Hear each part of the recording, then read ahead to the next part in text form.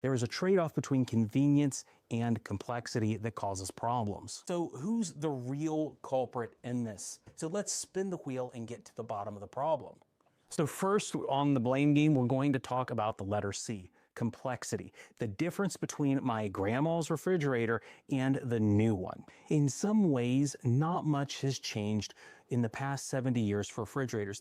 But while social media is absolutely obsessed with the cool features of old refrigerators like the 1956 Frigidaire Imperial Cold Pantry, it's the parts that you don't actually see at the front of a refrigerator that have changed a lot over the past 70 years, causing some of the problems that you have today. Early refrigerators essentially had no moving parts in them whatsoever, other than one central piece, which is the compressor that's down underneath. But over time, this one moving piece wasn't good enough for consumers. Refrigerators with separate cabinets were developed, changing the concept of just a small cold ice box for frozen goods into a large, dedicated, sophisticated room for frozen treats. Fans, dampers, channeling systems were added in the cooler cabinet to distribute air, which allowed for truly separate cabinets to store your fresh foods and frozen goods in. And even though these things are really good for consumers, each feature brings a lot more problems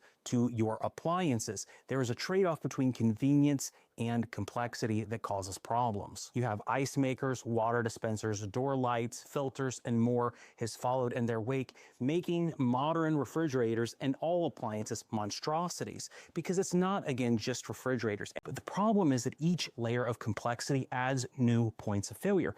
Famed Scottish engineer Montgomery Scott once said in 1984, the more they overthink the plumbing, the easier it is to stop up the drain. And this is true for everything from Starships to Samsungs. Even the most well-built item is going to have failures if there's just too many pieces and features in it. It's why the design principle of Keep It Simple Stanley has always been an acronym for a very long time. Every time a new part gets added to a machine, it's just one more area that could have a problem that goes wrong. And there are a lot of areas that can break in a modern machine that would cause the entire system just not to work.